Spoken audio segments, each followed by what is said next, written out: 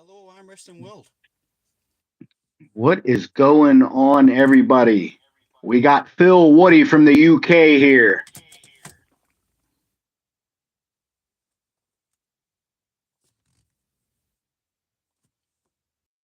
Woo! We got a hell of a delay here. Latency. Well, between me and you, or just for the video? No, it's the delay comes from the latency through the stream to where it hits the interwebs. Yeah, got you. I can see the notification drop through there. We'll have.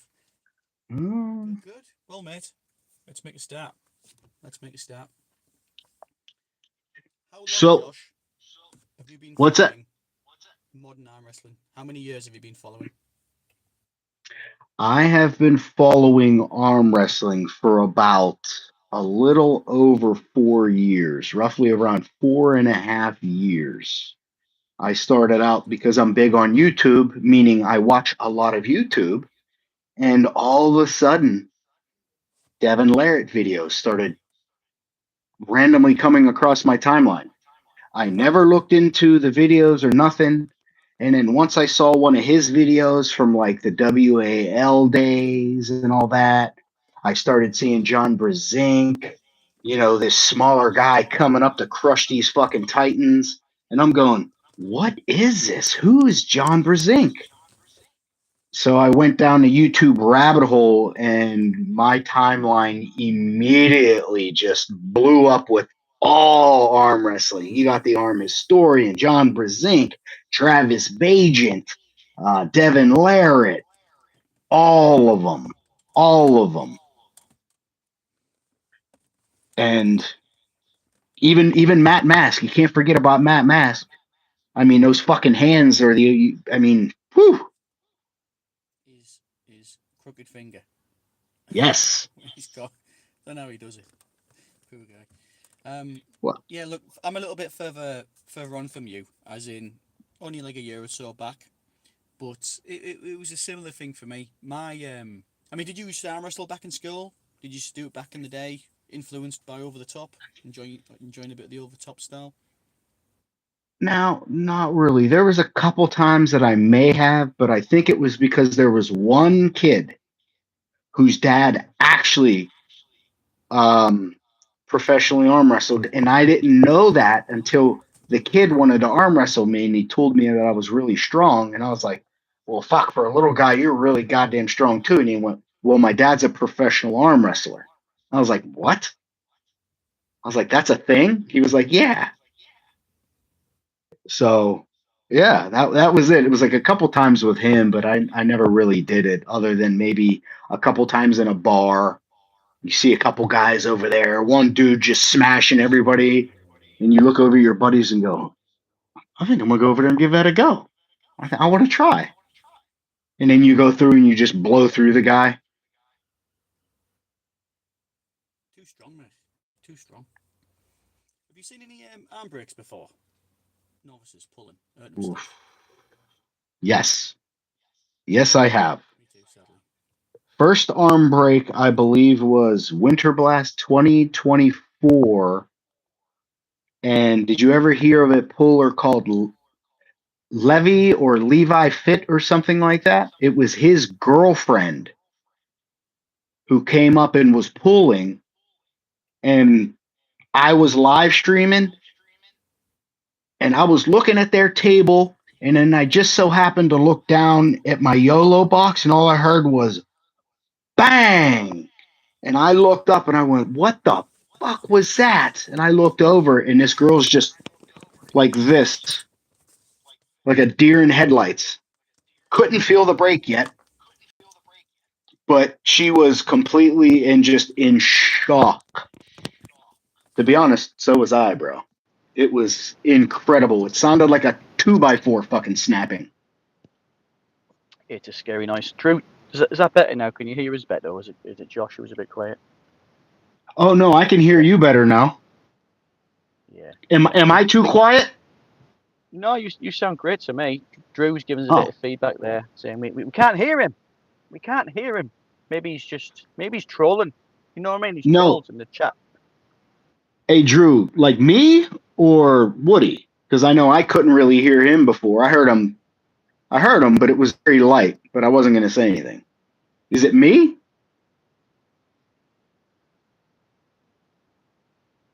He's having a go at my greasy lens, I think. It's my mobile phone, mate. I've got bean juice all over it. I don't know what to say. Barbecue bean juice. There we go. You don't want to look at me anyway, for God's sake. You want to listen. You want to hear. Oh, cool. He sees All me right, and hears all me right. perfectly fine. I love it. But I see But we have Drew, at least 16 viewers. Is there any question you guys have that you may want to ask? Anything about arm fire wrestling, questions there. obviously. So yeah, mate, those Winter Blast events, though, they get huge numbers. Just listen to the guys talking about it in the 98 and so on. They obviously get huge. It just increases the chances, but it's the girls. Yeah, the girls often get hurt, especially guys who are pulling girls is so silly. But just going back a second, then. So for me, yeah, there was a huge boom during lockdown, which is pretty common knowledge in the arm wrestling community, the way it took off on YouTube and so on.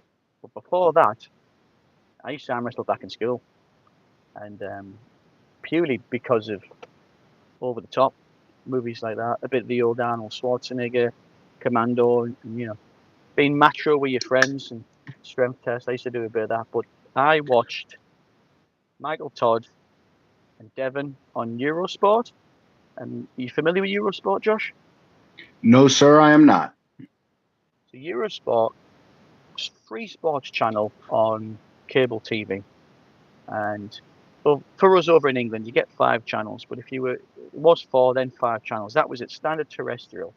But if you're able to get cable TV, then there was a number of free channels you got with those as a standard. Yes, people would often get the bigger packages with the sports, Sky Sports, and so on. But if you just had Eurosport when you standard, it was great. It was really, really good channel, which brought a lot of sports from around Europe, and sometimes it wasn't even in English, but they had football, a mix of everything. Unfortunately, it used to show Arm Wars, and Arm Wars was in so many countries across Europe, and I believe it showed in the United States as well, but probably on an obscure channel in the middle of the night. However, I used to watch arm wrestling on there, and I remember watching Michael Todd and Devon Pullen at Manchester, and I was blown away by that match, and I was like, wow, really, really enjoyed it. And then that was it, really. I was distracted with girls, football, other sports, Hey, get Phil, married, kids, and then they're gone. wasn't Arm Wars also in Vegas? Didn't they do a lot of the Arm Wars in Vegas as well? They were like seemed to be like at a very high place at a casino, Yeah, I'm maybe pretty like sure. Penthouse. Is that what I'm It thinking of? was. Am I thinking of Arm Wars back then? That that was the gathering, and that was a fantastic event. Now, for that one, it was either Caesars or the Bellagio. I forget exactly which one of the fancy hotels it was at, and they tried to return there recently, and they're having none of it, unfortunately. They booked it out, turned up, but they kicked them out, and they ended up having to go to um, one of the other friends organised something in Vegas, and that's where Devon pulled with Camille that time. Camille Okay, got the win, of I course. remember that. I was actually talking to Camille at, was it the second Knuckles Up or the first Knuckles Up? Thrown by the High Five. Yeah. It was a super match series, and he was about to go on stage. This was like the day before. It was the press conference, and I saw how good his left was, and then I knew at that time, Devin was still doing pumpkin training, I believe. He was still only training his right, and then only pulling whenever somebody wanted to pull left. And I went right up to Camille, and I was like, Camille, I was like, I know you have a match coming up with Devin. I said, and I believe you're gonna take it. You're gonna win. He went, I believe too, but I'm not sure about now. The kind of fight that he gave Vitaly on his left, he came up fairly quickly to a, high level on his left. Yeah, I remember watching Devon when he was doing that, returning to using both arms.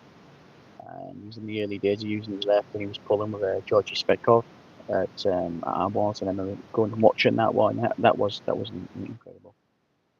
But you know, with Oh, Devon, he's versatile on his left for sure. But obviously, he is on his right. But um, you know, Georgie's got a strong hand, and Devon was able to transition, come in with that pressing. Being there and watching it live was fantastic. And there was a little bit of right arm action with him as well, which was interesting to see. There's a lot of interest at the time online with that. But yeah, look, there was a lot of comments about people not letting Camille's shoulder coming in with that match. You know, coming a bit too close on the line. But it is what it is, and no doubt they'll have another match again. But people are talking about Camille going for the van now. So who knows? Who knows? Is the press the way forward? yeah. I mean, everybody saw what he did to Michael Todd. I didn't think he was going to be able to just hold him there and drain Michael Todd. Normally, that's what Michael Todd does. He hits really fast. If he gets no purchase, he drops immediately to that King's move. And he just bleeds you to death while staring at you the entire time. Yeah, well, And somehow everybody ends up in a damn press when he does that. Everybody. it's difficult to hook Michael. I mean, he sees himself as being unhookable. So this is why the match with Ivan will be interesting. But yeah, look, against the King's move, it is a tactical game. It's patience. You want to be on the A side, but you don't want to be going for it. You gas yourself out. You know, a good example was Gennady, where he went up against Michael. But if you can keep your elbow down avoid getting fouled, there are obviously ways around that. However, I like to see Michael go more offensive again, more attacking on the go. A lot of times he does hit, but he's so good at catching and stopping.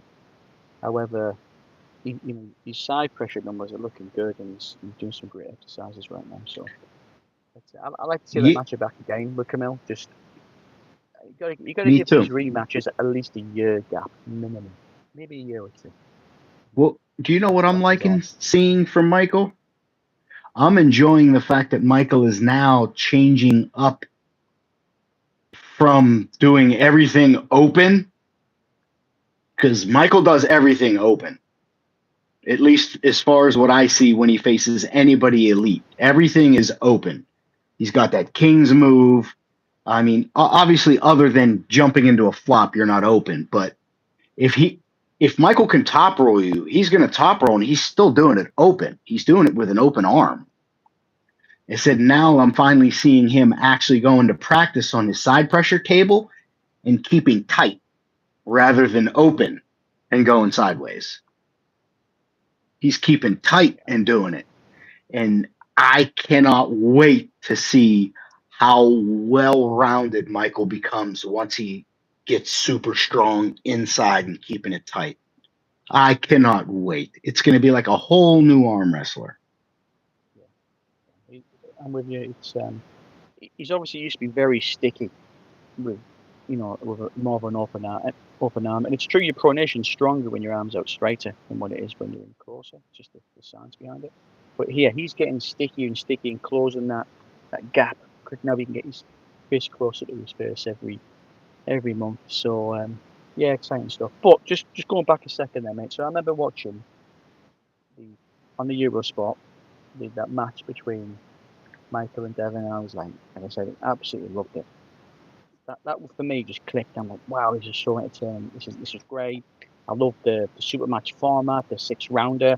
Again, back then, Michael was more of a versatile puller, and he was coming in more with a hook with Devon, and that was such an entertaining match, and it still is today. But then I had a distraction. I had the break to talk about, and then during the lockdown for me, there's WL. WL comes popping up on my feed, and I'm like, I recognise this guy who would have been from somewhere going up against Devon. I'm like, oh my god, he looks different, but it's these guys again. And then that was it. That was literally it. And then live feeds were coming up with guys, going live, and I was just turned into a live chat enthusiast.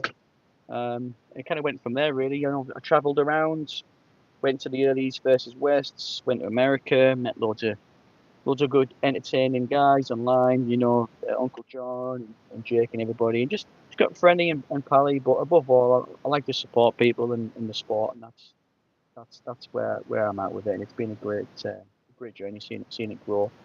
And then who knows what's going to happen at this point? So that's really the question: what we think is going to happen over the next foreseeable future, over the next 2 years. Because Brian Shaw, he's obviously he's not going to do any more promotions with East versus West, and that was an opportunity I think missed there.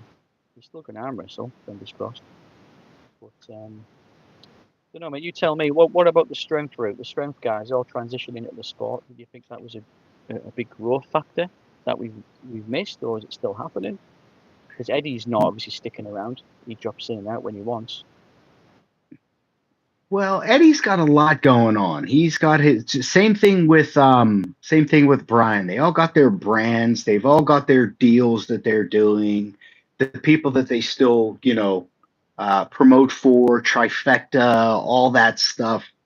I'm not sure exactly all the people that promote for Eddie or Eddie promotes for type deal. I'm not really sure, but they're both, I think, still, like even Eddie, he's still massively big in strongman on more of the commentator side and doing live streams and stuff. So he's just got a lot going on, and I think that he will eventually get to the point where everybody does and go, I'm getting really old. I can't really do this, but I can arm wrestle. Bro, we've got arm wrestlers that are in their 70s, and they only get stronger. Their ligaments and tendons are stronger. They might not have no bicep whatsoever. They're all ligaments and tendons, and it's crazy. You can't even open them up. I mean, we got one gentleman, they call him the Chief. James Clark knows him. Small gentleman, pulls 154s, long ponytail. But that dude has a signature move called, I call it the tomahawk. Some people call it the tomahawk. But, bruh, that 154, you do not want to take that tomahawk hit. You just don't. And How old is this guy, and what's he doing? Is he hitting you with a hook press? What is the tomahawk? Well, tomahawk? I've never had the pleasure to pull the Chief. To be honest, he's probably way too strong for me. I don't know. I have no idea. He's been doing it for 40 plus years. You know what I mean? The next time we talk with Nick will know. Or if James is going to stay in the chat, then James knows about the Chief. James and Legion. Oh boy. Legion is one of the new guys who comes to Team Latimer now. He's a new coach. We were talking, was it yesterday? He's a new coach. That's right. But yes. Anyway, I got sidetracked. But that's why I think all those guys are coming in. They're just getting too beat up from strongmen, but they're still prominent figures, and they still feel like that they've got a lot left. Do you know who Terry Hollins is? Yes. Not only did he do strongman, he got ready and did a couple bodybuilding shows, and he's still completely in with the Giants Live and all that shit. With all them calling, he's still in with all of them. Magnus for Magnuson. Yeah, it's. I'm you guys got a lot of fun shit over there. We do. But yeah, Terry just needs to work a little bit on his movement from my observation. But yeah, what an exciting guy, what a strong guy, big hand, It'll be good. It'll bring eyes on the sport as well. But for me, it's really interesting seeing him coming into it, especially in the UK scene. But you're right about the longevity. You look at some sports, football. You get a good 10 years and then your knees are shot. Whereas golf, yeah, look, you can play golf for a very long time. But you're right, arm wrestling. You get in early, keep at it. Big gains. But yeah, to 70. I'm not surprised. What's the little guy called again? The original Kings mover, Canadian. You'll know. Come on, quiz question for you. Canadian arm wrestler, little guy. Trains with Devon often. Pops to the Ottawa High Hookers. Regional Kings mover. Crazy guy. Come on, crazy. Original King mover. I have no James has idea. got it. James Crazy has got it. George. Crazy George. Yeah, that's all I'm saying. I have no idea who that is. I think I've heard the name before, but I don't know exactly who Crazy George is. It's a similar scenario, and he's an older gentleman.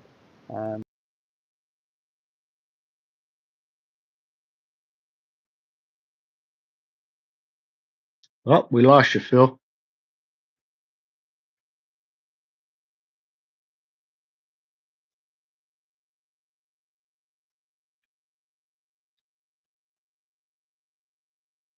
I think we're still live.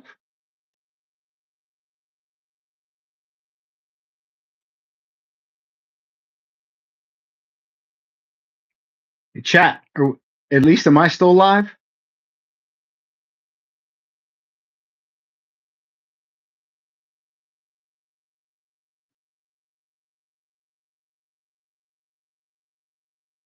What the fuck is GJ Josh? Okay. Y'all could at least see me, but we lost Phil for some reason. He must have dropped signal. Well, crap. Hopefully he comes back. Wonder if he realizes he's he dropped. Ah, there's Phil. He's in the chat. He said, "Be right back." Oh, I don't know, James. I don't know what you kids say these days.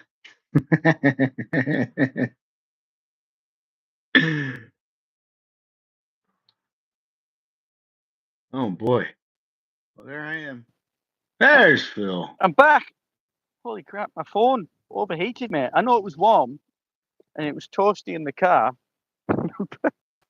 It couldn't handle the amount of arm wrestling topics. I think it just decided to die.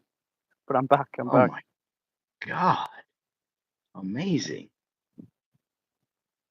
But anyway, what were we talking about? We were talking about Terry Hollins, I believe, coming into the sport. Yeah. Terry looks great, but for Crazy George, he's similar. Like I said, he's a smaller chap. He's just got that stickiness, and you see him against Porkchop, and Porkchop, what a great guy that guy is, Curtis. But I've arm wrestled with Curtis, and it's like such a strong guy, and you see him in George getting these crazy wars, and it's very entertaining, mate. Very entertaining that these old boys can do that. It's probably the only sport where you get people half their age where they can seriously compete with them, like strength sports wise. Yeah. I'm going to have to look him up. I know there's an older gentleman, but I don't think he's too old. So this has got to be somebody else you guys are thinking, or that you guys are talking about. Yeah, see, James knows. But so Josh, you've never watched Crazy George? You've never seen any footage? No, I'm gonna have to. No, I didn't. So you're in for a treat, mate. You are in for a treat. Fuck. You want to go and watch him and Curtis Porkchop at the I think it was the like their version of the Nationals, Provincials, whatever state, whatever they refer to it as. It would have been Ottawa Championship. It was a crazy match. It wasn't even the final. They went on for like at least 10 minutes. Absolute war. Okay.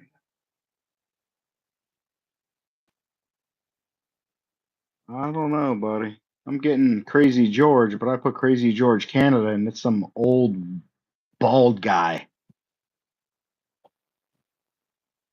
He's still getting balls. The Silver Fox, mate. He's still got a bit.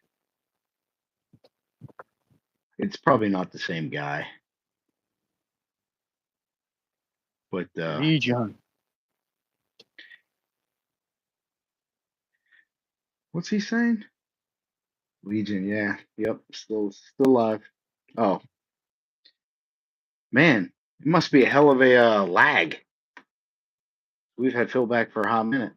Because when you froze, I didn't know if the entire stream dropped. I was like, oh shit. My bad. No, it's all good. It's all good. It's all good. But Phil, how long have you been actually actively pulling? I mean, excluding school days, I came into arm wrestling as a badly injured, beat up guy on the back of 2 knee operations. When I was turning 40, and I arm wrestled on my left, and it was all right.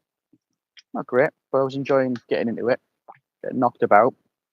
And then, unfortunately, I went too hard, too much in a short period of time, and badly injured my left. And pulling with a friend of mine, Paul, who's doing well, Neil, who pulls an arm wars, and I went flying in, and right here, UCL, I'm in a left elbow just ruptured. So that was my left done for at least a year or so, and on my right shoulder was bad, and I had a horrible pain here in my radial brachialis. But for whatever reason, I say for whatever reason, I know what really helped, but the key thing for me was blood flow. So I would stick the Ultimate Warrior armbands around up here and do those blood flow training that Michael Todd was swearing by, and I kid you not, it fixed me up. So then I was able to arm wrestle on my right again, and I've been pulling almost every weekend on my right arm for the last year and a half now. And so yeah, started off as a left arm puller about 3.5 years ago, injured. Now I can pull on the right, and I'm decent on the right. I'm pretty good. I've hurt my shoulder again now, but I'll be going to be competing a lot more soon. But yes, mate, I tend to pull 75 kilo, 78, and from a weight class, I like to think I'm good. So at the moment, though, I'm enjoying coaching guys, coaching people, and just enjoying the journey. But you get around to different places, different promotions. You pull with the pros. You sort of find out where you're at and what you need to work on. I've just really enjoyed it all, whilst balancing doing other sports and family commitments, which you'll know about, friend.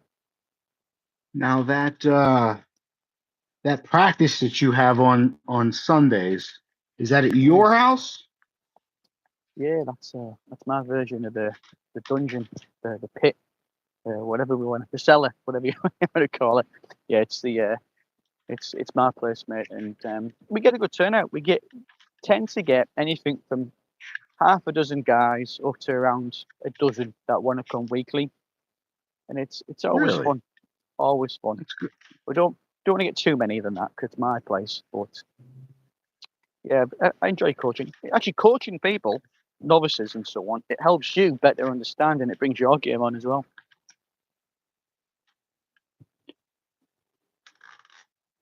Yeah. But you've got a nice But setup with a garden there and your nice little gazebo that you've got going on for the table. Great setup you got. oh yeah, that's a floating deck that I built. It's just a deck that I built on the ground. It's not sunk in. It's just like a 12 by 12, so it ain't going And anywhere. You can pull it, but it ain't going nowhere. And then I get that big steel gazebo on top of it.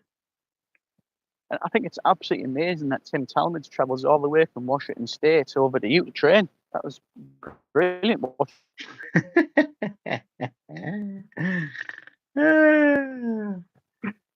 Sorry, Ray. Just having a joke if you're watching, pal. Let's see. Good on you, James. See, he sent you it. He did. Yeah, I What's don't the think I've ever chances? seen Crazy George before. It's the Crazy George versus Pork Chop. Can you?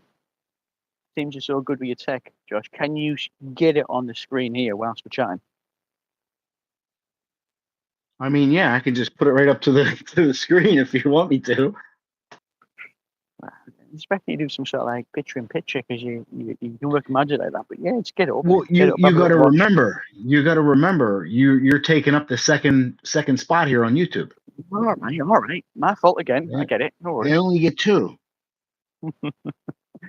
Yeah, have a little watch. I'll let you know your reaction. It's a long match though, but it's definitely worth watching. And you just keep saying to yourself, like, yeah, how long is this going to go on for? What is wrong with these people? But that's what it's all about. Oh man, that must be crazy, George. But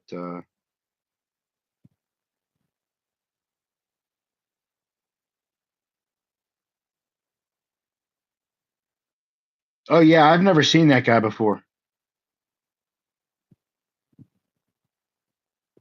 George is an absolute legend. If you ever see Devon who's live in the background, you'll notice he's got painting, really cool painting on That the wall. that must be one hell of a sticky spot that he's got,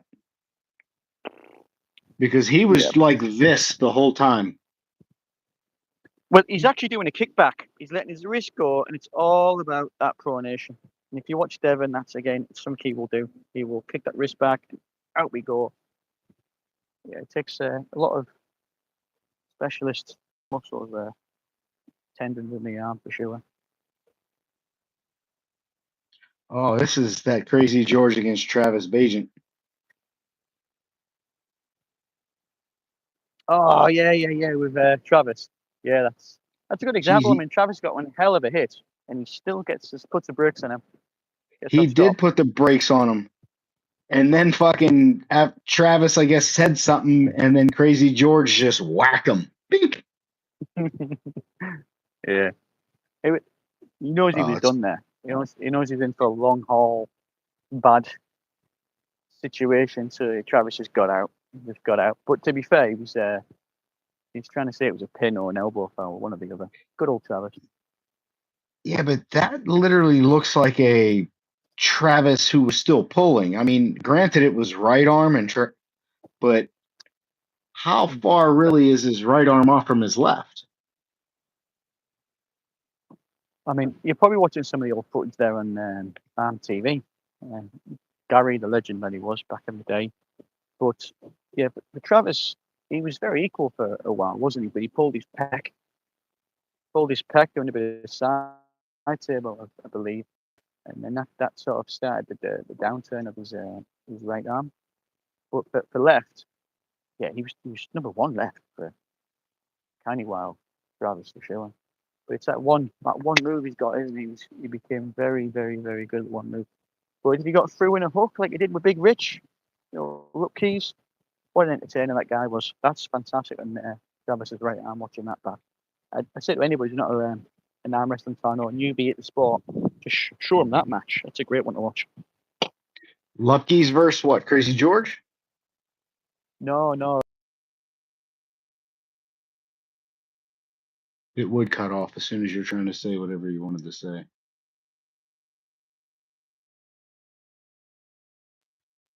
Fuck, we lost him again. Oh, he's back. Oh, sorry. I do apologise, mate. It was UAL, one of the earlier UAL matches, Richard versus Travis. Oh. Well, Lupke's is one of my favorite arm wrestlers, or is my favorite arm wrestler. Just everything from the zebra power pants, you know what I mean, that were pegged all the way down at the ankles, to the what do they call it? The little string, the string muscle shirt, and the mullet. Yeah, he's a scary individual, especially when you first came into the sport. When you see some of the radio footage, wow. I lose you.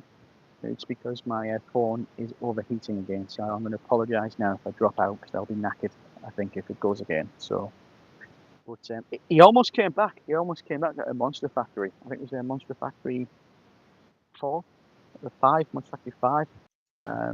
But he, unfortunately, his wife took ill. That put a stop to that, sadly. But I have a feeling we'll see him again. I do have a feeling we'll see him again. Bro. Nightbot's going goofy. My old mate Nightbot, I ain't seen him for a while. Way back, me Nightbot. He literally just fucking timed out James Clark for 5 seconds. Nightbot's gonna literally fucking get people to unsubscribe to me. I'm gonna have to shut him off. Remind me to put Nightbot on my Christmas card list. Love that guy. James, sorry about that. I'm not sure exactly what you did. I guess I can click and see what the hell he was. James with his foul mouth. He's always starting trouble, that guy. He thought he was spamming because he sent 2 of the same messages. Man. Nightbot on the trigger finger.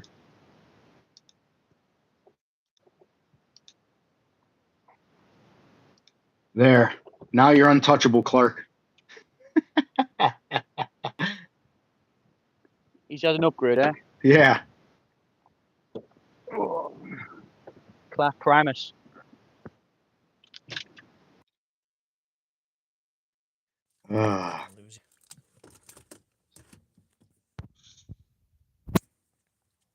There it is.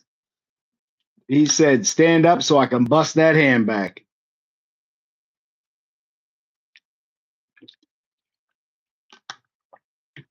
Bro, when Richard Lupke, I guess we lost Phil again. Richard Lupke had pure side pressure. He was here to bang. I'm not really sure his body even moved other than a slight shoulder roll, just so he can actually engage his tricep.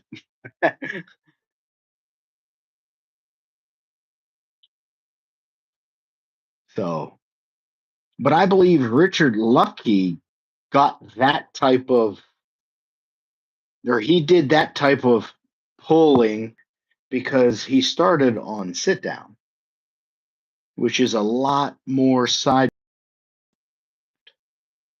because it's hard because you can't, really dip. You can only get so far because you're sitting on a chair. And I'm not sure the exact rules. I don't know if both cheeks have to be down or at least one cheek has to be down. But I know when I pulled, I wore shorts, and if it was a wooden chair, you can slide onto your hip and finish without, having to have George or Richard Lupke side pressure to just be able to go thunk.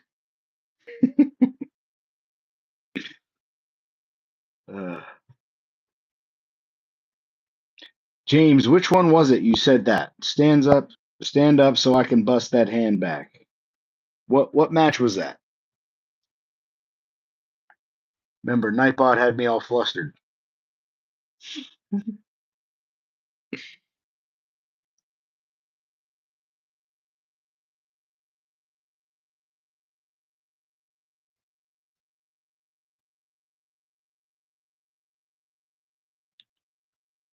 There we go. It's better. So I guess Travis. Oh, Travis versus Lupke.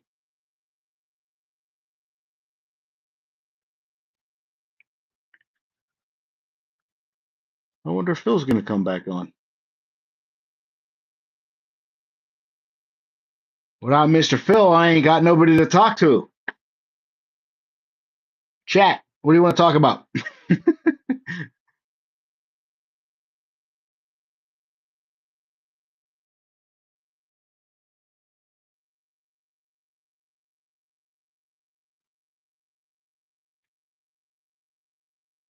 You could talk about how Drew conned me out of about $700, and he's running around with really expensive equipment. Never trust them people from Vegas, the sand people. Sheesh. We're gonna change his name to the Scammer.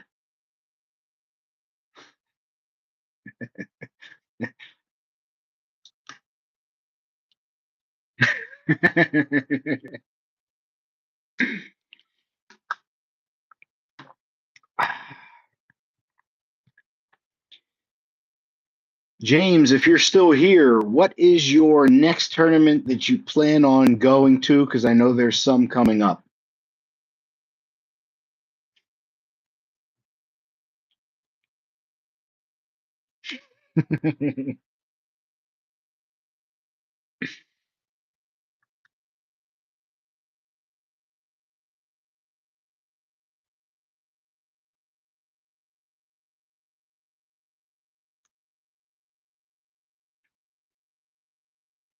I know, Drew.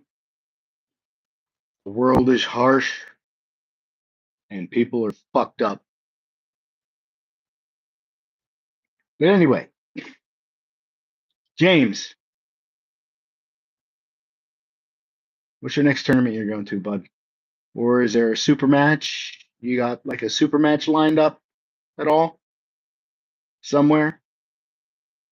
I heard that James Reed is going to do another, what do they call that? I keep saying old timers versus up and comers, but I think it was labeled legends versus up and comers. So I'm not exactly sure what the new one is called, unless it's called the same thing. You got something on there?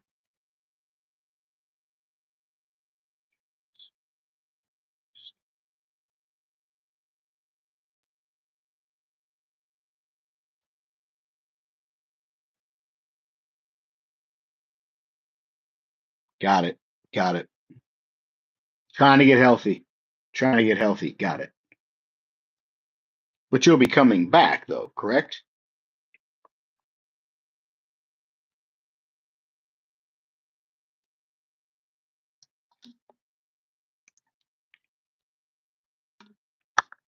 Okay.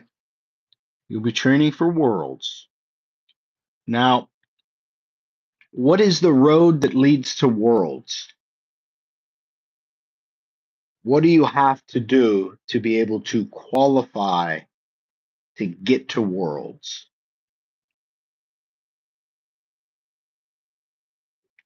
I should probably just send you the link and you could jump on and just tell me.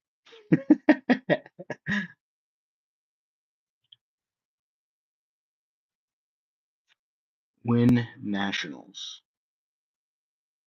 Okay. WAF Nationals. All right. All right. So that means you're tied to pulling only at certain events, correct? It's got to be, I guess, at least WAF affiliates, maybe? I'm not. I'm still unsure how all that shit works. IFA, WAF, PAL. I don't. I don't fucking know. There's so many acronyms. I don't know.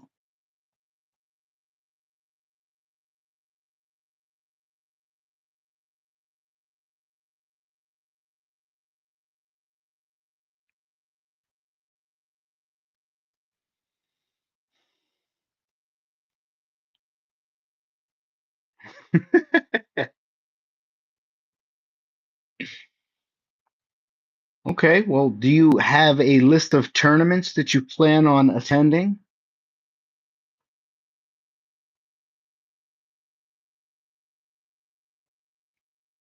to get where you want to go? Which would be, to win WAF Nationals to get your butt to Worlds. Is it a point system or is it just you can't lose? Well, you just got to win your class every time? Is it place in your class or do you have to be first? First place in your class, period, end of story? Like, I'm just unsure how it works.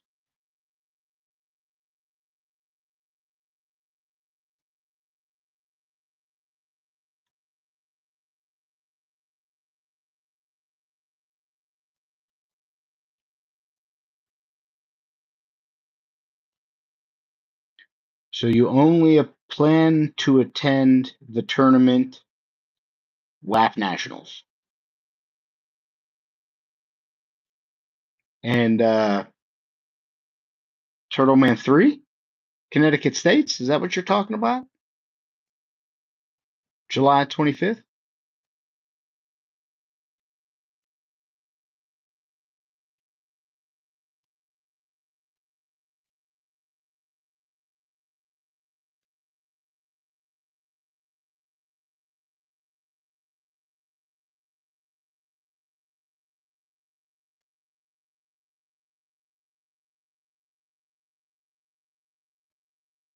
James, you want me to put the link in the description? Oh, clown. Trying to be serious here, James.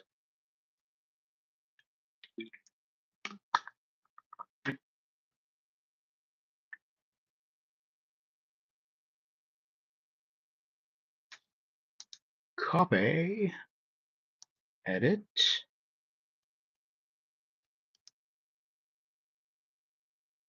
Wait, I could send it to you on face space.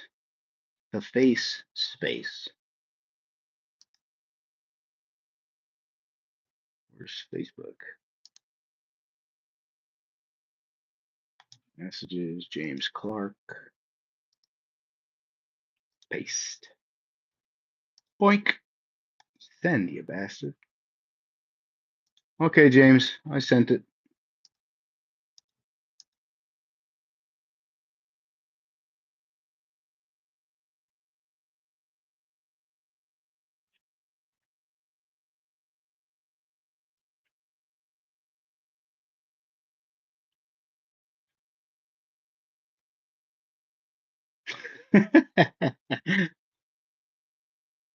Priorities, Drew, huh?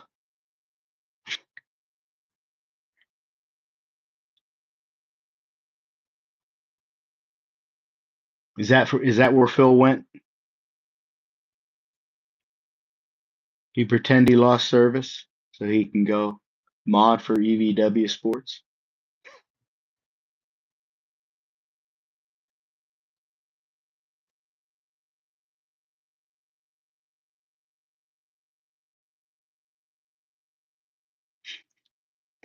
Oh, well, thank you, Drew. Thank you.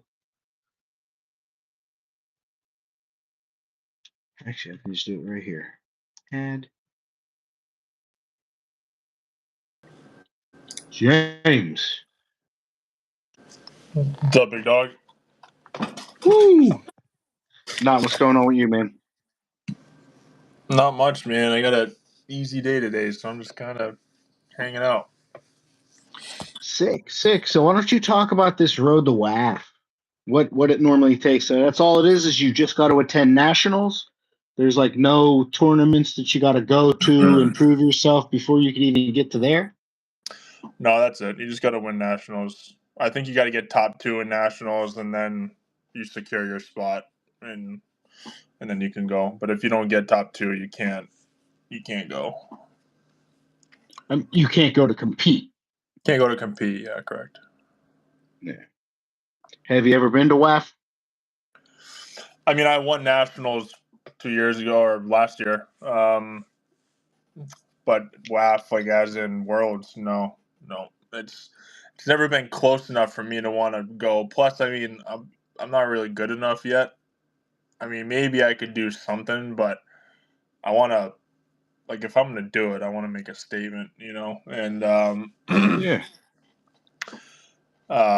Worlds is in Canada, 2027, so it's super close. So I'm gonna make a run for it and see what happens. But I can't do that until I get my stuff checked out because, like, both my arms, I'm having issues with both my arms. I don't know what it is, but like right before I pulled Paul Passmore like a month ago or whatever, I started having pain on my brachial on my left arm, and I don't even really know what it's from because I haven't even been pulling that hard. So for it to just kind of happen, and I was able to get through the match with no pain, but like after that, doing the tournament was tough. And then with my right wrist, I was practicing with Nick, I don't know, 2 or 3 years ago. and a loud pop happened in my wrist. It was like a gunshot. Even Nick like jumped and was like, "What the fuck was that?" And I think it was my TFCC. I was doing some research of what's in that area, and I think that just blew apart. And Okay. it's been hurting ever since. And there was a small time period where I actually had no pain and I could start arm wrestling again, but just a couple months ago it started flaring up, and like the pain's not really going away. So I'm just like, I think it's time to just get an X-ray and see what's going on. And if I need And that, surgery, then I want to do it now before I start training again. Because I haven't been to the gym in like 3 months. I haven't done anything in like 3 months. I've been just kind of so pretty much like not even band work? no, I've been doing nothing. No, Okay. I mean I've been using this. I've been training my thumb, my good old thumb trainer. So other than that, no, I haven't been doing anything because like even with bands, whatever's going on with my hand, like doing any type of rotational movement hurts, and trying to get blood flow in just does not work. It's there's too much pain just trying to do blood flow. So I found that the best way to let that heal is to just do nothing. Okay. And you think it's something deep in your wrist, or is it more above your wrist, or It's it's right. It's like right. So most of there's my a pain, hole? is coming from right here. Yeah, you see like that divot right there, that like little hole right there. Yep. I mean, I don't think that hole is from the issue. I think that's just normal, but it's in that area. That's And exactly where my left hand and wrist hurts. From here, my bottom three containment fingers, straight through the wrist. yeah, yeah, and I got stem cells in it a couple times, and it helped.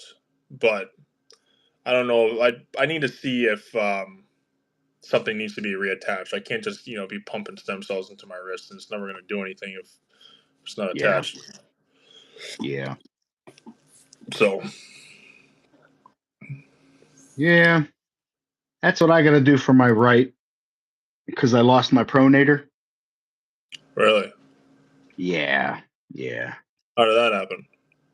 That happened at a side table at King of the Table 13. It was a dude. He was brutally strong. I felt it as soon as I gripped up with him. And when he went to the side, he really buried the pin. Even though I was like, "All right, you got it, you got it, you got it, you got it," and he just buried it, and it just boop. What And did you all I like? did was, and I just fucking went like this. I just shut my eyes because I felt it. Shook his hand, and I walked the fuck away. I was like, "Motherfucker, that was my pronator." Now, did And you feel it I've like never, detach or? yep, right from in here, it's just gone. Like it's not there. Like I got this massive lump muscle here on my left. There's nothing here. It's just a divot. And so I know it's not there because I have no push through the thumb. And I used to have incredible pronation on my right. Yep. But which is why I had to transition to becoming a hooker because I was completely outside. I never had any real problems taking anybody's hand, but you could always push me to the side because I never really had any side pressure. Yeah. Yeah. I mean, I have like my rotation for my pronation on my right arm's not as good as my left, but if I can, like, if I could start pronated, like that in a Door match, locked. lock it in place, it's pretty strong.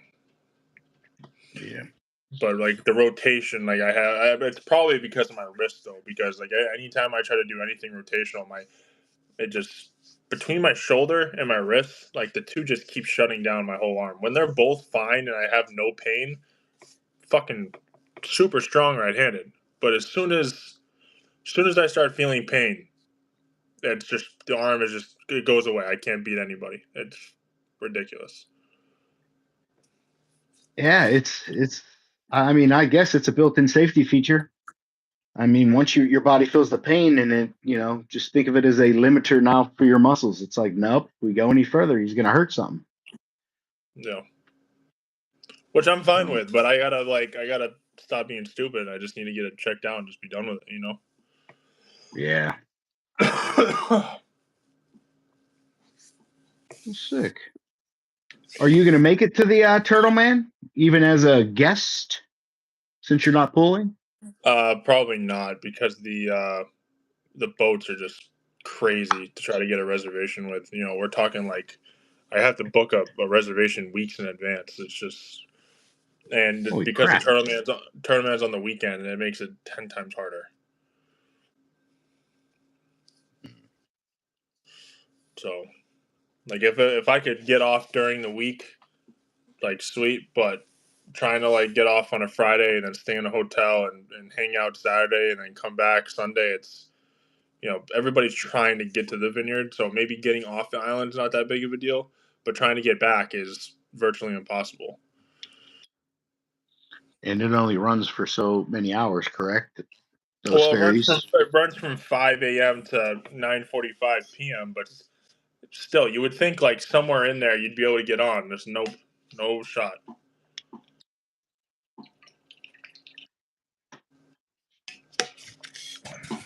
And it just depends on how many passengers and what they have to offload and unload. Depends on how many times they go back and forth, or they have a set.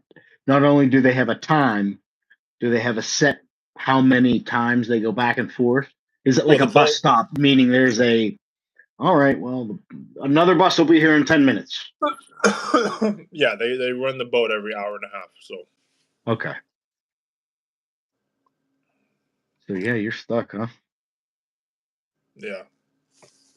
That ever happened to you before? Stuck off the island?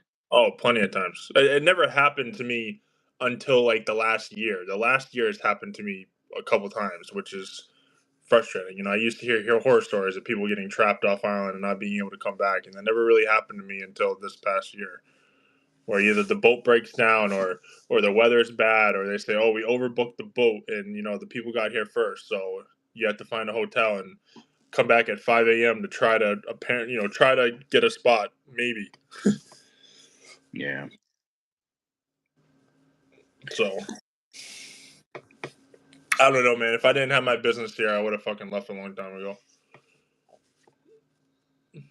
Do you ever plan on selling and moving off the island? Maybe it might be a little bit easier for you. I have no idea. I don't know. Problem is like I make good money here, and if I go anywhere else, I'm not going to make that same kind of money. But it's also an island, and isn't everything more? Yeah, but I just charge more.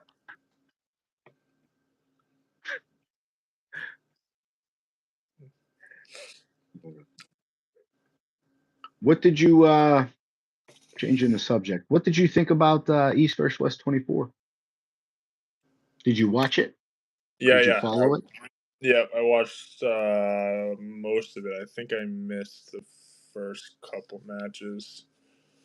I don't remember all the matches. I'm a little surprised that Ryan Belanger beat Jason Merlo so easily. I thought that Jason was going to have a lot more for him. So, I mean, props to Ryan. That was sick. I had a feeling Jeremy Parker was going to beat Auden.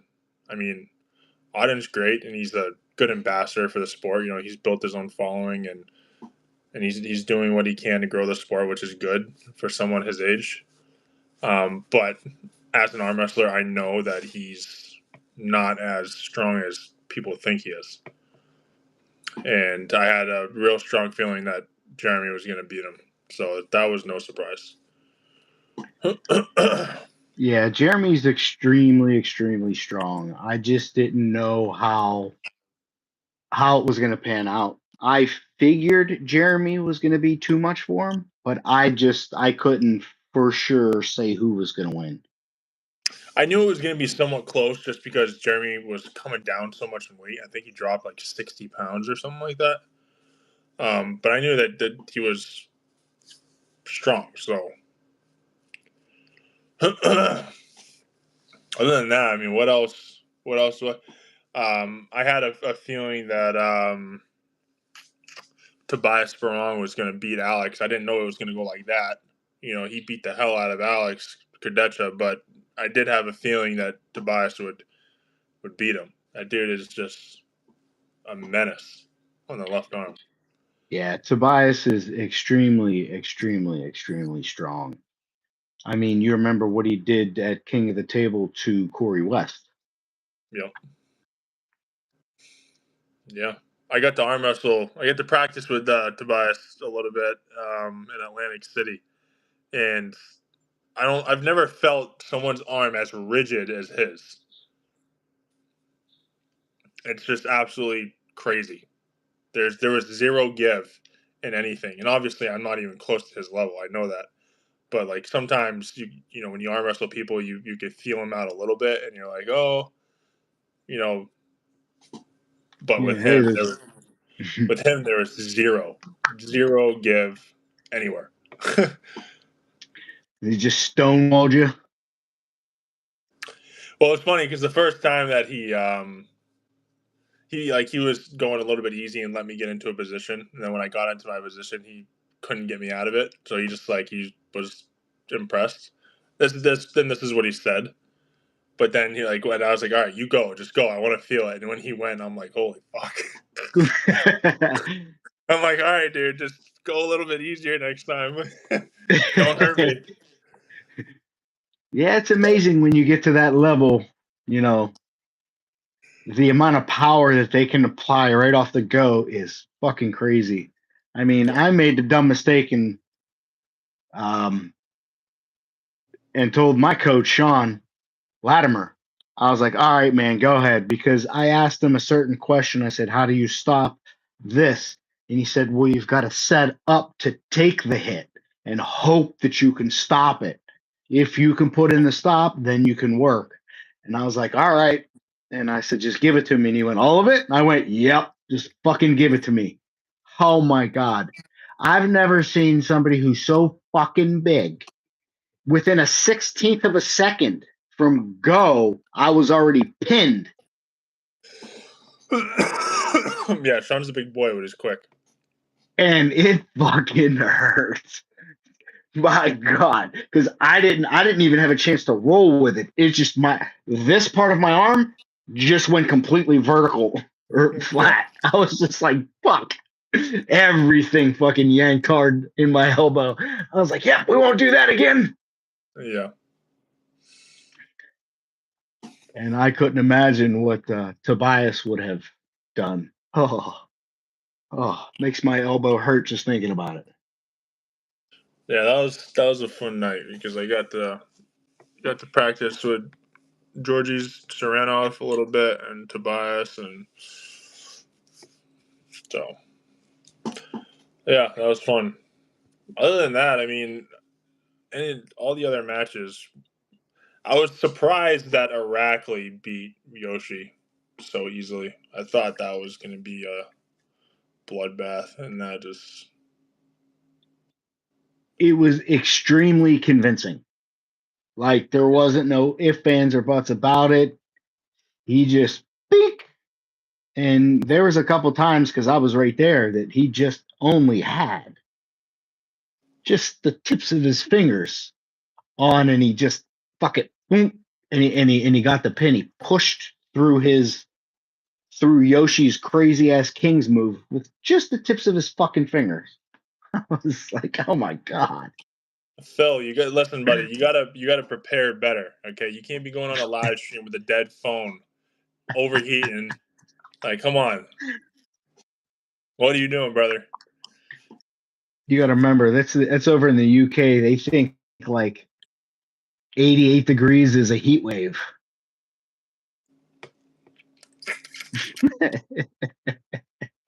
Phil, Bill, if you want to hop back on, you just say so, and I'll jump off. It's all good. I know you were here first. Nah, I'm about to jump off anyway. But I appreciate you jumping on. You know what I mean? Speaking of East vs. West, I mean, I saw you doing the Yes. filming. Oh yeah, That was that was badass. fun I'm as like, fuck. fuck yeah, dude. Thanks, man. Thanks. Yeah, it was pretty sweet. It was pretty That's sweet. I was down there just to get some footage for my channel, some behind the scenes exclusive footage. And yeah. then next thing you know, I get a phone call. Hey, can you meet us up at the so and so? I'm like, yeah, yeah. So I go up to that restaurant, sit down, and they introduce me to the production team. And they start talking to me, and then they asked me if I wanted to run the gimbal cam for them. And I was like, well, yeah. I said I could do that. I said that's Aaron's equipment. So I know what he has. I was like, but I was like, I'm strictly Canon and something other than the DJI, our RS3 Pro gimbal. I was like, somebody's just gonna have to give me a quick walkthrough, whatever, and which they did real quick. But yeah, I ended up grabbing the gimbal and practicing because it was a Sony FX3. I deal with strictly Canon and one Yep. Panasonic, and I just had to move what I know, like exposure compensation, ISO, put all that on hotkeys right there for me because I don't know the menus, I don't know where they are in the menus to be Yep. able to make those changes and whatnot. I said, just put, my hotkeys right here. Make this, make this, make this, and then I can do all the adjustments from there. And they just did that, and we set up the gimbal, and I just practiced a little bit, and yeah, next day went up. It was pretty cool. I mean, I wish the gentleman would not chase me on stage because they're supposed to pace me, not chase me. But I get it. It's East versus West. Yeah. But it was fun as hell. It was fun as hell. That was once in a lifetime thing. You know what I mean? Yeah, no, that was cool. I was like, I wonder how he got that gig. I'm like, that's exactly what we wanted for him, and there he is. So I was interested in hearing about that. So what you just went to just shoot behind the scenes stuff, and that was that. You were just going for shits and giggles, and then all of a sudden, someone, it was probably Robert Kelly or somebody that put your name in there, right? I believe it was Matt Oliver. Oh, Matt Robert Oliver? Kelly was there because Robert Kelly did the stream for the tournament. Yeah. It was located a couple doors down. Okay. So, but it was the gentleman we call Mr. Oliver that comes into the live streams in the morning. Yeah, yeah. He's one of the owners of Mac. Yep. So So who called you? it was him Oh, it was Matt. And because so because Matt knew I was going down. yeah. And I got together, was hanging out with them because I was going to do all the filming for Courtney. You know what I mean? His wife, and then next thing you know, I guess the production team, since Dexter wasn't there, someone had to move up into that position, which shifted another person, which was Aaron Costello, the gentleman you normally see, Yep. on the rover cam or gimbal cam, whatever you want to call it. And he had to move up to graphics. So, and Aaron's cool as shit. That dude is Yeah, so no. cool. Yeah, I've been no, wanting to Aaron's meet awesome. him forever.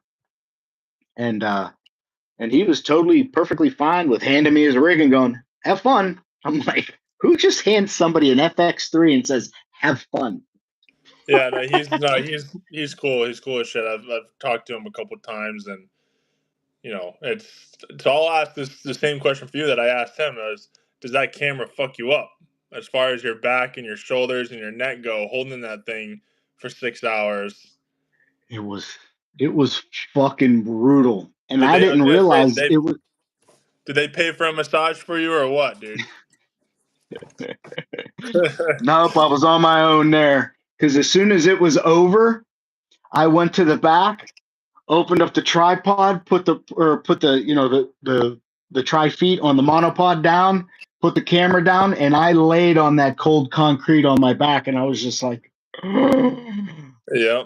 oh, because I was so dehydrated. We had like what, 2 breaks, and those breaks I had to run to the bathroom and take a leak, and then try and house as much water as I could. And you know what it's like to try and stay hydrated. The quicker you drink the water, the quicker your body wants to expel it. You got to Yeah. drink it slowly, but I had no other choice. Yeah. Because, man, running backwards like that, for one, I don't run. And for two, I don't run backwards. And them chasing me up on stage, boy, my quads were cramping fucking hard. Yeah. If somebody saw me up on stage doing weird little wiggles, that's what those wiggles were for. Like I was trying to do slight little movements to uncramp or stop a cramp as it's about to start. Just going, when is this going to be over? And then when I talked to somebody, they were like, bro, you did that for 5.5 hours. And I went, that was 5.5 hours I was doing that? I didn't even realize. Well, I mean, it's But you're bro, probably doing something you love and then watching something you love. It probably just went by quick, even though you were still in pain, and you enjoyed oh man. it. The next day trying to drive home, man, my front delts, my biceps, all the way to my hands, it like I had a full workout.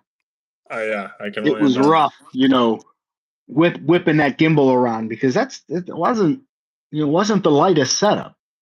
Yeah, I got to say though, I like the angles that you shoot. I think it's because of your height, maybe, but like it was the same thing at what's that fucking event we were at in Mass? I don't even remember. The Natty Bros. Natty Bros. It was. I mean, the angles there were great too. It was like a real professional shot, and it reminded me a little bit of 217, and I was like, it's the Brad angles Cook. that you were shooting were great angles. It was really good. So Yeah, I was trying. If you saw early on, I was fighting my own shadow because they're used to having a shorter person.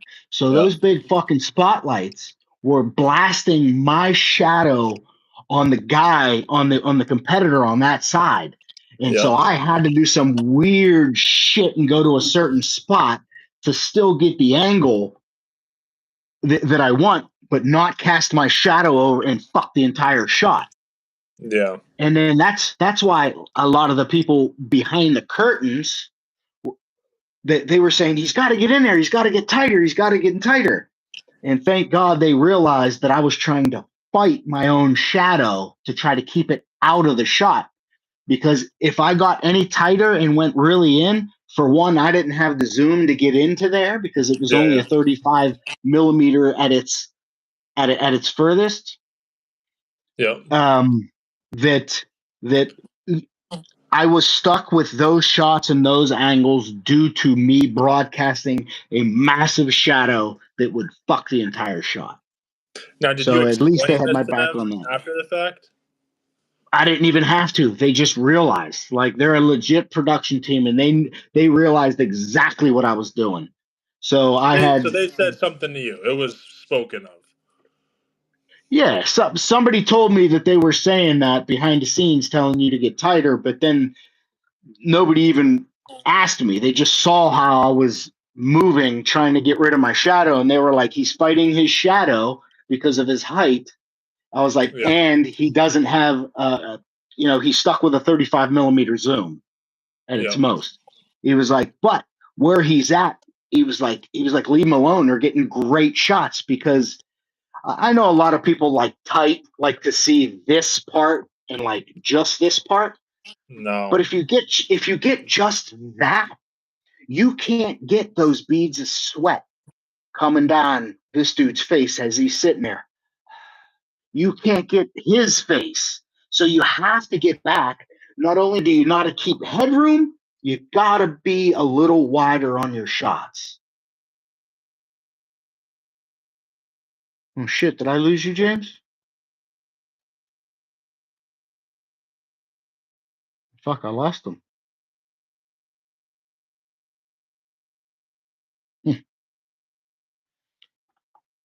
Let's see.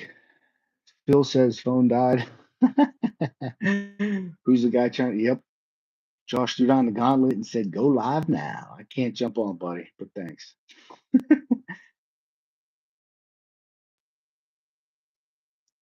Uh-oh, I think you're back. It's all right. You just got to switch your camera to you. Oh, no worries. All right. Work stuff, you know. Yeah, I understand. But yeah, man, But I like your shots. I don't like when it's too close up like that, and I like it, you know, a little bit. I mean, this is personal preference, of course, but yeah, seeing a little bit more is better for me, anyway. appreciate it. So, do you think you're gonna get a call Thank you. back, or what do you think? You know what? I have my fingers crossed. I was told I did an excellent job, an incredible job. They would love to have me with them, but you know, all I'll say is I'm just going to keep my fingers crossed, and actions speak louder than words. Cool. So again, yes, I hope I get a call. I really do, because I would love to work with them again. The production team was amazing. Yeah, absolutely. I got to meet Adam Silver. You know, Adam, the bodybuilder bully. Yeah. No, Adam's become a good friend of mine over the years. I've known him since he was working for Larry Wills. He's a really, really good dude. No, he is a good dude. He means well. Super nice guy, means well. He's good people. He's pretty funny too. Oh hell yeah, dude. He's a what do you want to call it? He's always fun and happy. Like it doesn't matter where he goes. I'm trying to think of the right word. Like he's very outgoing. Very Yeah. outgoing. There you Hey, go. he's a pretty good arm wrestler too. He's stronger than people think he is. Yeah, I pulled him left. He's strong. I couldn't pull him right because he said he hurt his shoulder and his right a couple weeks prior. I think he's been having a shoulder issue for a couple years now. I think because the last time, I think not this past King of the Table, but Atlantic City. The one before that, I saw him there, and he was saying something about his shoulder then too. So maybe he got a re-injury or something, or maybe it's reoccurring. I don't know. I don't know. But yeah, I enjoy hanging out with all those guys. They all love to do all of this, and it's just fun to see it go down in person. I'm so used to seeing that all on people's live streams like Benji Mac. You know what I mean? Lots of after pulls, lots of behind the scenes during. You know what I mean? That's Yeah. where a lot of the screen grabs were grabbed for me, like because when I do stuff like that, I never have a chance to take pictures, of me doing that, or nobody really, you know what I mean? Because I'm the camera guy. I ain't Oh, sorry. take a selfie of myself, click click. But it's nice to get some scenes or some. It's nice when people send me stuff and they take the time and like either grab screenshots or take pictures for me of me. That's always fun. Yeah. Yeah, man. Did you has the next U.S. event been announced yet? And I know that they got Georgia and then China, but Yeah, you got Georgia, China, and I think the next one is Vegas, right? I was gonna say I thought I Isn't heard it? something about Vegas. Isn't Now it that we're Vegas in talking, December, right? I think so. Yeah, Vegas in December. Yeah. Vegas. Maybe I'll go to Vegas. The East versus West events are really the only ones that I want to go to, unless I'm invited to something else. I don't really find myself trying to go to any other tournaments anymore. It's just the level is not the same. Like when I started, the level was decent, but now it's like nobody wants to go to tournaments anymore. It's all the lower level people, which is fine. There's nothing wrong with that, but I have no ambition to beat up on lower level people. You know what I mean? Oh, well, then you will enjoy the East versus West tournaments because people come out of the woodwork for those. And I was there in person seeing people that, in their perspective where they normally pull and how they're smoking everybody. And then they come up onto that stage and they're getting fucking whacked like it was their first day. That's when you know I've you're at a won tournament that are. every single East versus West tournament that I've gone to. I've won. So it's Well, they haven't even really well, been that hard. Jerome Loud, Paul Passmore, like go ahead. Do you think you can beat I Jerome that Loud? is that was no. I don't think I could be. I think I might have a chance because I'm left-handed, but we're talking about a 230 class also. I can't make 230. I mean, I can make 230, but I need prep time for that. You know, but but like Drew just said, the East versus West tournament has gotten better, which I'm happy for because the next one I go to, I want to make sure people are at because it's frustrating when you want to go to an East versus West tournament and good people go, but they're not the level of people that you want to be there. And this past one, everybody decided to go to that one for whatever reason. I don't know why. And I wanted to Bro, go there. Go ahead. Dilly was there. A lot of heavy hitters showed up. I was actually planning on going to that event until I hurt my shoulder, and then I got offered the Paul Passmore match left-handed. So I was like, all right, I think pulling Paul left-handed is probably more important than going to the East versus West tournament that I don't know if people are going to show up to. And then I started people people post about it after I had accepted the match. Damn. Yeah, but Drew, you're talking two different countries, brother. You're talking Georgia, which is their level is super high. Their low level guys are super high. I'm talking about U.S. based East versus West tournaments. I'm not talking about outside of the country. It's a different story.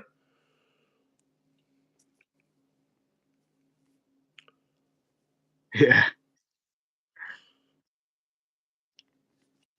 Those low level pullers would be pro level here. I mean, here's a quick thing. We had a bunch of Georgians come from Georgia and they start pulling in like the Philadelphia area. You've got that one Levon character who's fucking whacking people. He was nothing in Georgia. He came here, he was fucking people up. Levon is strong, man. That Levon guy, what is he? He's like 198 pounds or 220 or something like that. Maybe I I think he's believe 220. I think it's because he's so tall, he has to pull in 220. I don't think he can make 198. He's Well, strong. I'm sorry. He pulled Ray Romanowski in one tournament, and Ray only pulls 198. Yeah, So maybe because he did make a 198. I saw him at the East versus West finals in Virginia, or was it West Virginia? I think it was West Virginia, and he was pretty strong. He was going against some pretty tough guys. That's what I mean. And I was told in Georgia he's mediocre at best. Well, I mean, look at Zaza. Zaza's very There's good. another one. There's another And one. so in Amita. Amita is nuts. For a 154-pound guy, that guy is, my first tournament I ever went to was like during COVID, the beginning of COVID. And it was Oh in New wait, York. And it was David Nicobats? No, Oh, Amida. Amida Chinchiruli or whatever, something like that. And he went into the supers class. He's 154 pounds. And he went into the supers class against Mike Aiello. And he was holding Mike Aiello while Mike Aiello was in a press. He was holding him. It wasn't for like super long, but it had to have been like 5 or 10 seconds, which 5 or 10 seconds in arm wrestling It's like is a 3 lot. minutes. It's a lot.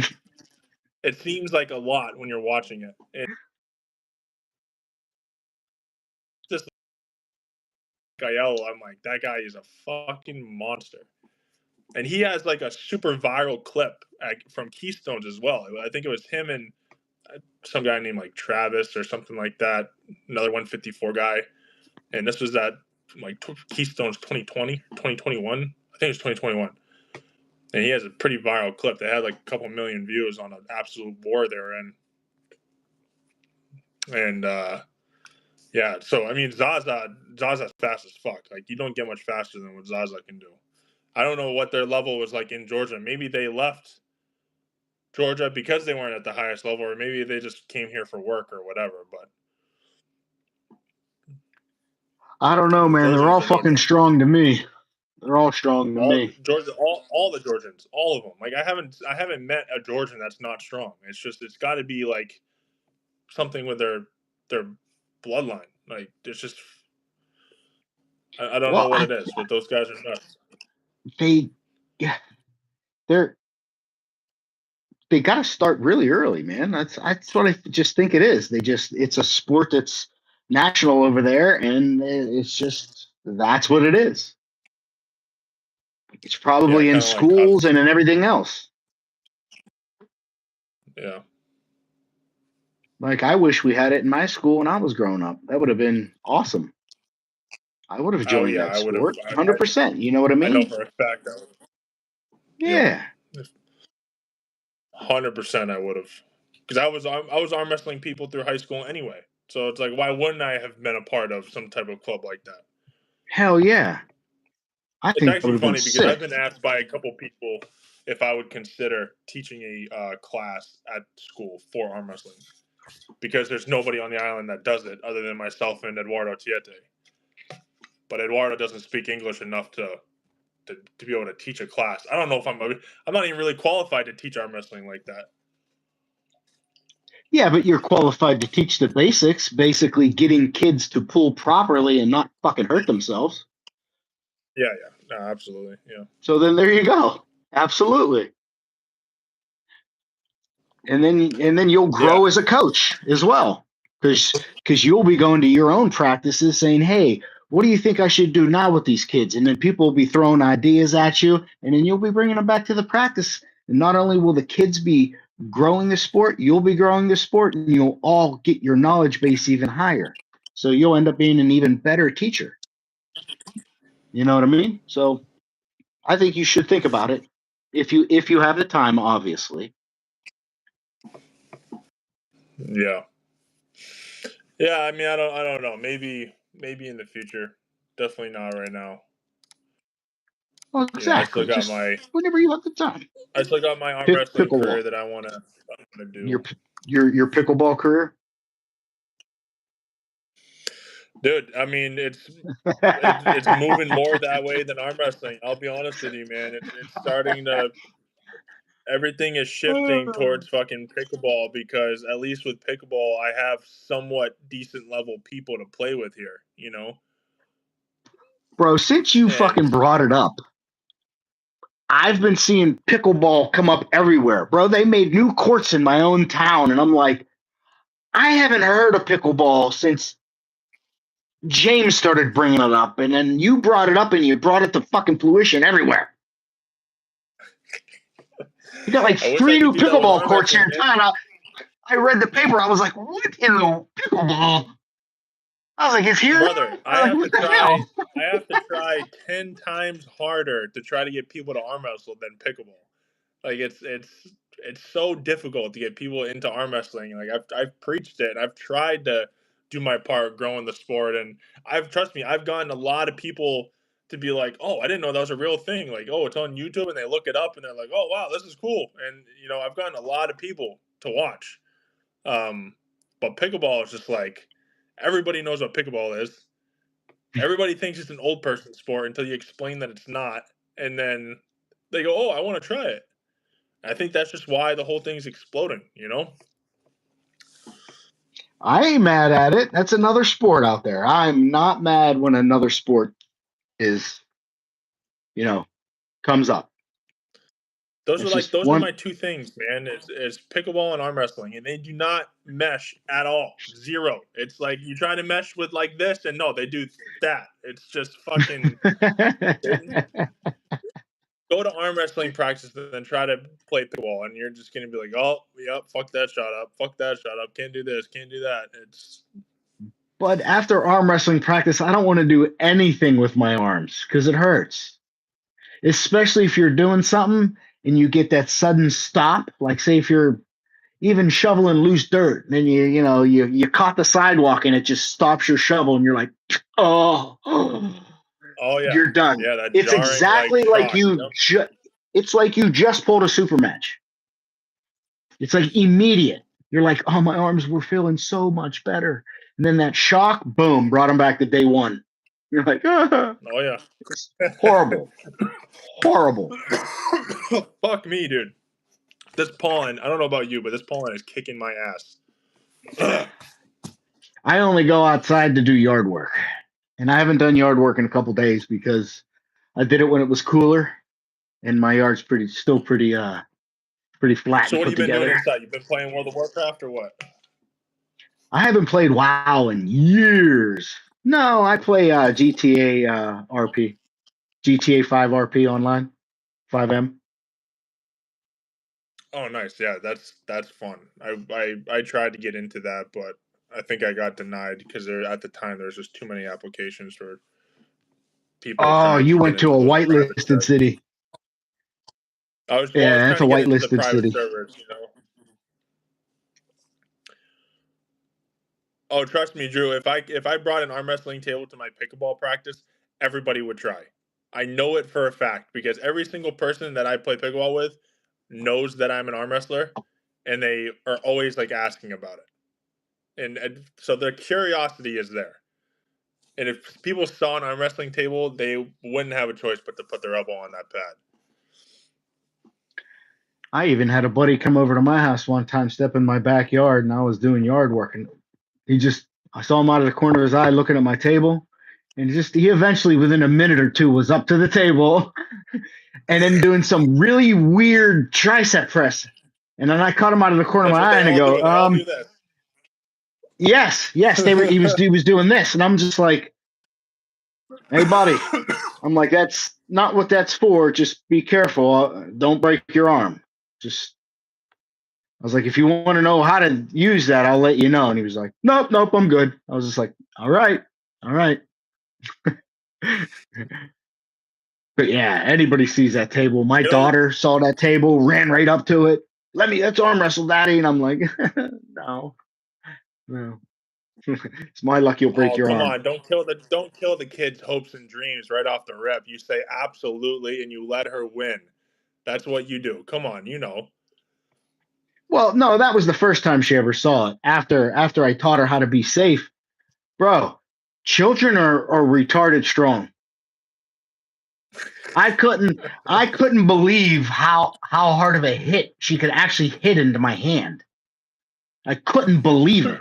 Of course, that's when I was still like kind of brand new, probably 6 months into the sport. So my ligaments and tendons were still on fire all the time. So even a 10-year-old or a 12-year-old hitting into my ligaments, I was just like, oh, fuck. But yeah, they don't give any fucks either. They just go hard, and that's it.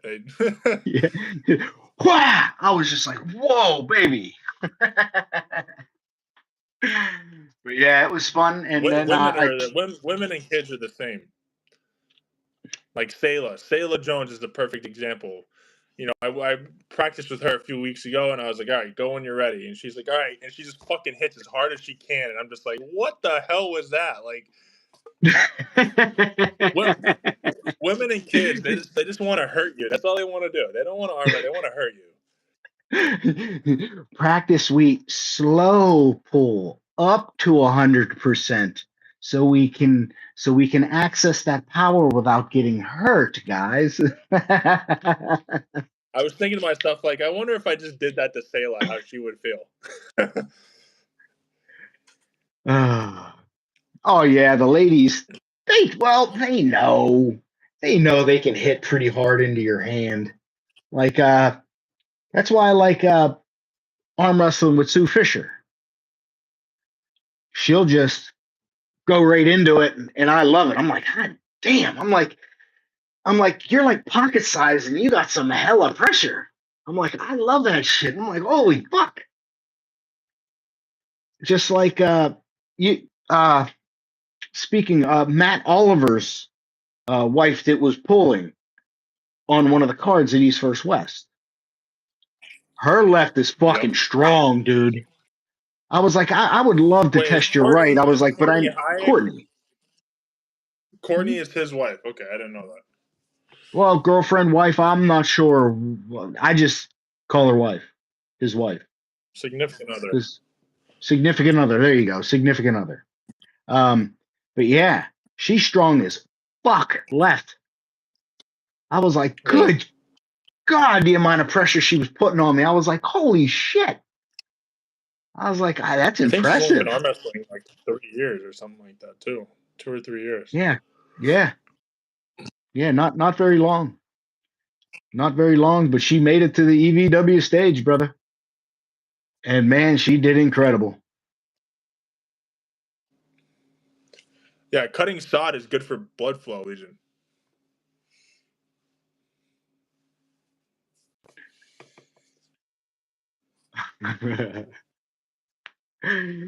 Legion is a new gentleman who is at the Latimer armrest practice. He went extremely fucking hard the first time I met him, which was like his 5th practice. And I was like, bud, like he pulled hard for the whole fucking time. And I was going, bro, do you work? And he was like, yeah. And I was like, you may want to settle down. I'm like, because your ligaments and tendons are going to be kicking you in the nuts in about 3 days. 2 to 3 days. He was like, no, I'll be fine. Well, he came back last week.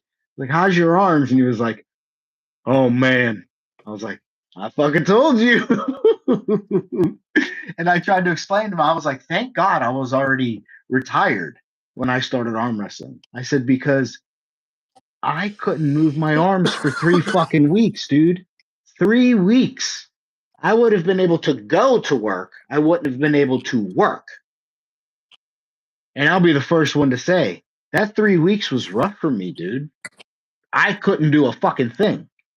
It hurt to pick up a screwdriver and turn a screwdriver out. It's like, holy shit. I'll be honest, I don't really remember my first few weeks. I do remember, you know, when I started training seriously with Eduardo is when I used to have a ton of arm pain. Ton of arm pain. Now I would just work through it. But starting out, I don't remember having too much. Yeah, I think I would remember it like if it really like hit me hard, you know. But I don't have any recollection of it, or maybe I'm just fucking brain dead. That's a possibility too. Well, you are an arm wrestler, like the rest of us. Exactly. Yeah, I'm already not doing the smartest thing out there, so that's. But I will tell you one thing: my arms probably constantly hurt for 2.5 years, and they finally stopped about 6 months ago. That now I can actually go to a practice, do a decent amount, not go 100%. I learned my lesson going 100% at practice. Learned my lesson good. But I can practice on Sunday, and by Monday it's just a little sore, and Tuesday and I'm like, okay. Wednesday and I'm like, all right. unless I shock myself doing something stupid. But, it takes me about it's the gotten to 3 the point for days. me. Yeah, I think there's a small delay, but it's gotten to the point for me where like if I don't go 100% in practice, I don't have arm pain after anymore. That's where a lot of mine was coming full from. tournaments. I've done full tournaments and after pulls, and I've gone home with 0 arm pain. And the only way to like activate that arm pain is I have to go and like work out hard or something, and then it'll come out. But if I don't do that, then it's just I don't have arm pain anymore. Yeah, Which I don't like, because then you kind of feel like you're not doing your job. I found I could arm wrestle and tug on bands. No weights. Otherwise, it just prolongs the hurt, and it makes me always feel like I'm in the negative and never past 70%. You know what I mean? Healed. Yeah. And that's also the problem with practicing too often too, I feel like, is you can't stay consistent with your gym lifts. If you have to pick one or the other. And obviously I would say that arm wrestling is, to be a better arm wrestler you got to arm wrestle, but I think there's something to be said about gym lifting as well, because like in my perspective, I personally feel like you should arm wrestle once every 2 weeks, because it gives your arms time to heal. And especially when you're dealing with tendons and ligaments, like they heal significantly slower than muscle does. So if you give that time, then you can go hard again the following week. But like if you go too hard 1 week and you're not fully recovered for the next, like you risk, getting hurt. Yeah. And that's why I like, arm wrestling every 2 weeks, going really hard once every 2 weeks, and then supplementing with gym lifts and blood flow and stuff like that, just to keep the arms healthy, because that way I go to practice feeling good. But then you always get Now, that one guy that's like, oh, well, you're well rested because, you're fresh because you haven't pulled in 2 weeks. And it's like, well, that's the point. Well, yeah, exactly. And like, there's some people that'll pull, and then the next day they're like, "Oh no, my arm's still great." And I'm like, "How?" I'm like, "How the fuck do you heal so fast?" Like, Ray heals incredibly fast. He could be back. He came over here and pulled Wednesday, which I shouldn't have pulled, because even though my arms felt good, as soon as we went into a hook, oh my god, my fucking biceps Now, screaming. is Ray somebody that pulls in a negative position a lot, or no? Ray is very passive. Ray is very passive.